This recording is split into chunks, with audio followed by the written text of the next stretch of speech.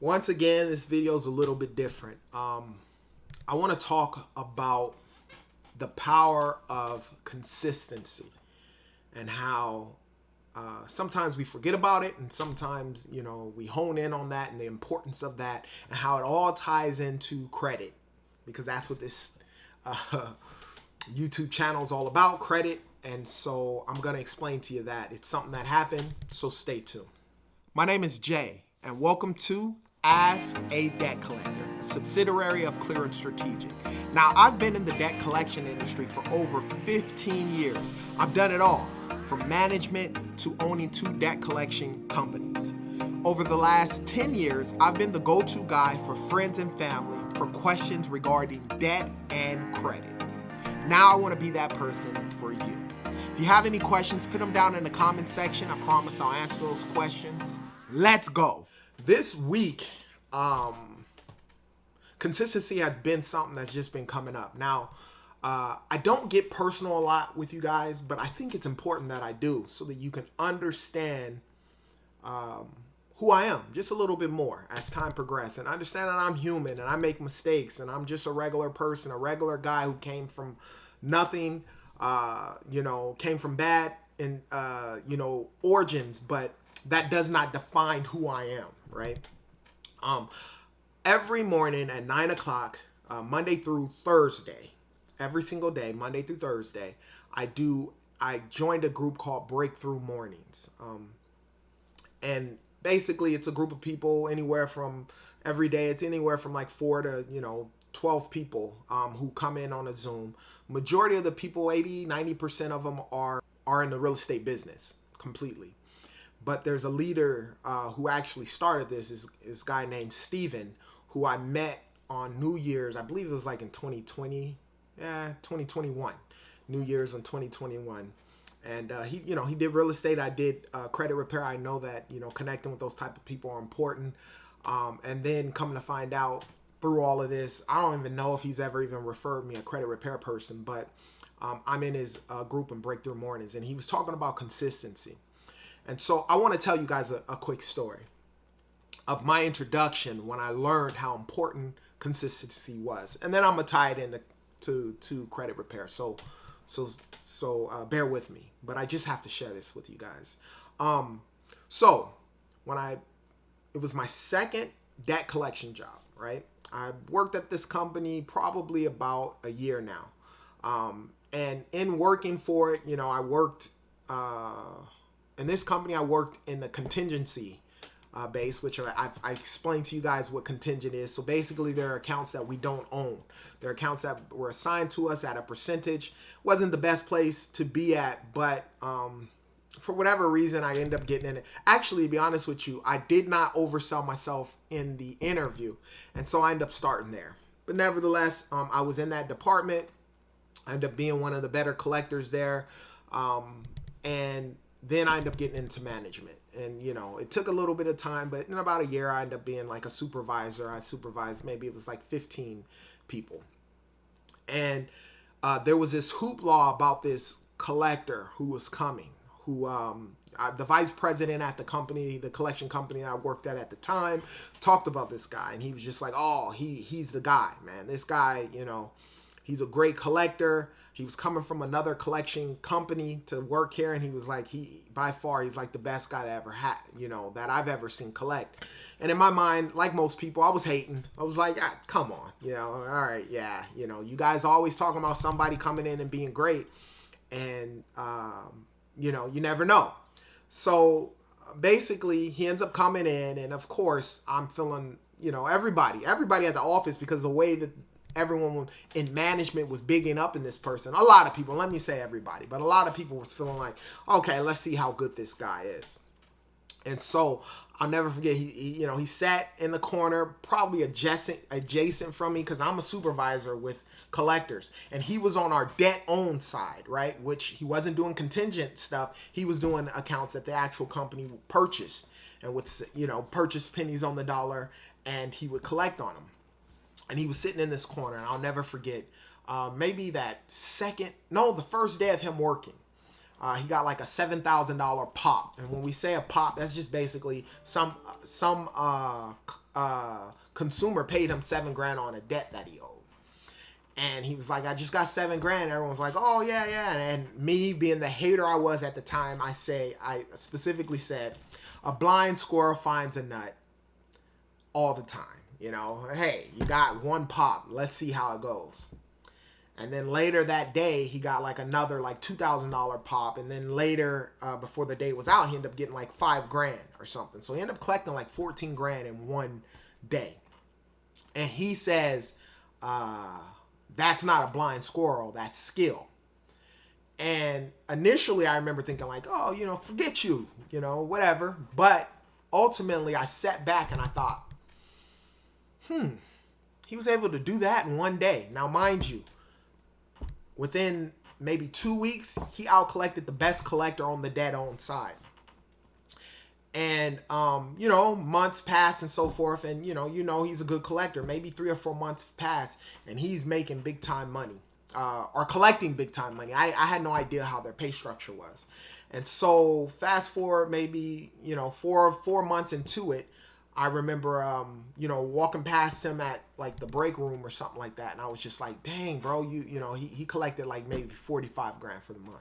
And I go, dang, man, you know, dang, that's crazy, you know. And I was just trying to fish. And I go, how much was your commission for that? And I think he made, you know, like $13,000 or $14,000, something crazy like that.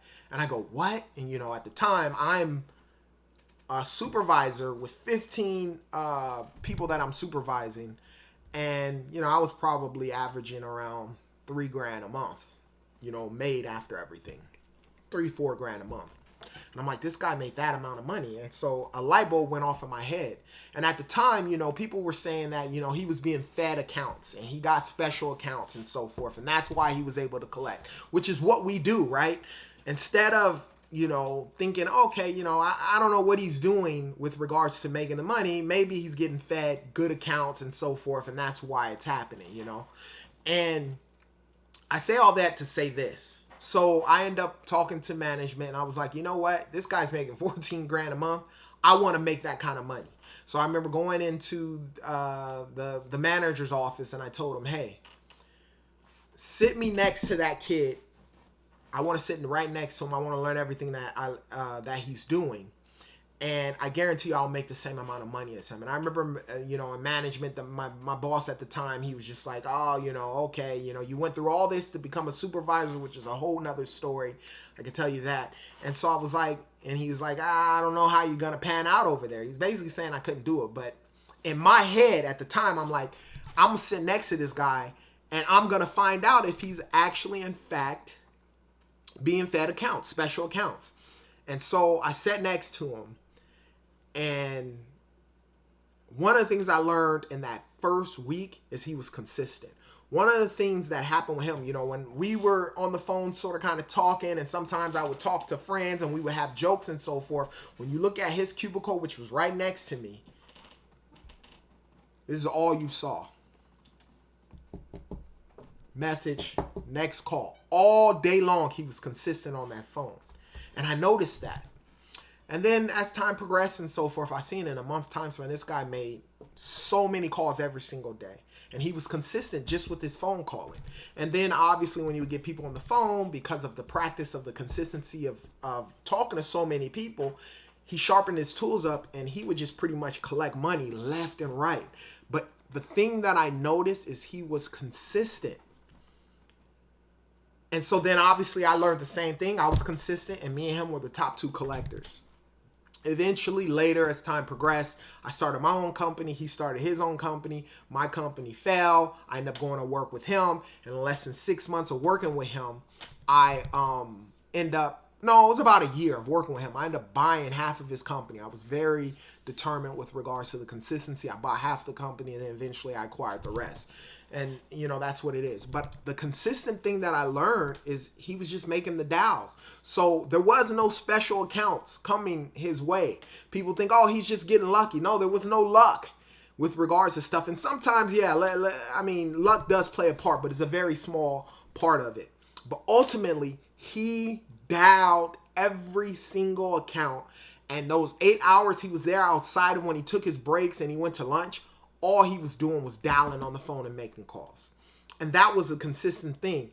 And he would beat everybody in the office by 20, 30 grand each month. And when I sat next to him, maybe in 2 years of working, when we're sitting next to each other, I maybe beat him twice. And I know why, because he was just more consistent than I was, right?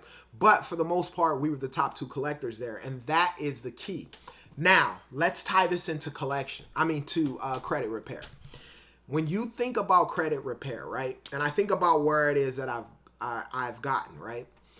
I have about 13 credit cards with over, 6 figures of available credit. I think I passed like 250,000, like $250,000. And when I look back at it, because sometimes every single one of you guys, you got to understand, you're very consistent with stuff. People who are good at stuff. It's not like someone special or whatever. Yes, we have, special things that we're good at, but when you're consistent, that's where the success will come, right?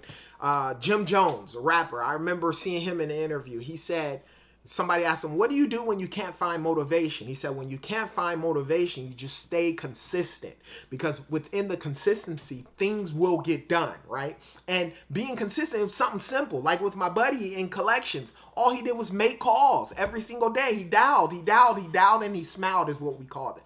And he did that. I wouldn't have gotten where I'm at in this credit repair industry as far as my personal credit goes unless I was consistent, right? If I would have gotten the cards and then stopped at that point in time, not every 6 months ask for credit increases, not checking my credit score, doing the things, being very, very consistent with regards to paying the card off so I don't have to pay interest and so forth, and building it up. Credit cards that I have, in one of the videos that I show how I went from basically about $1,000 to $35,000, and it took me about 1.5 years to do so.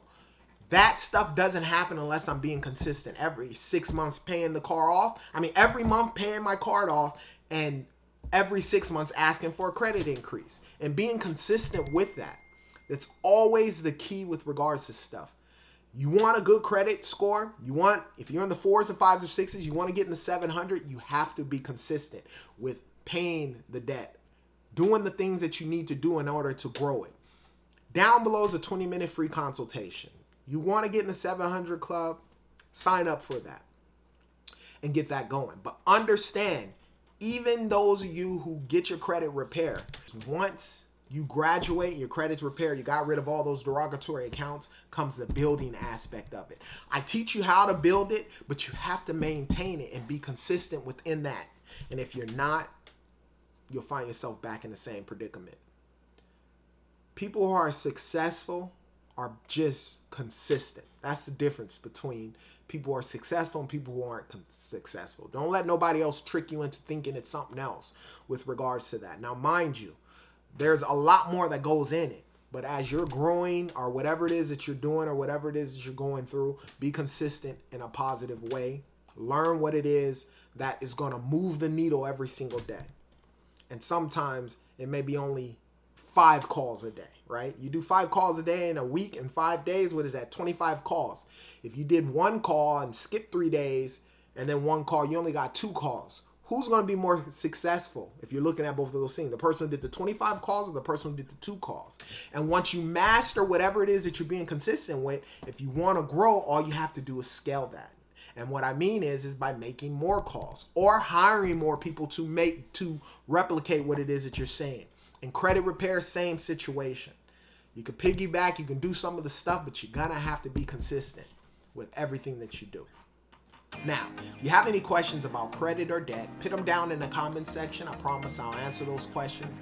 As I always state, you be great.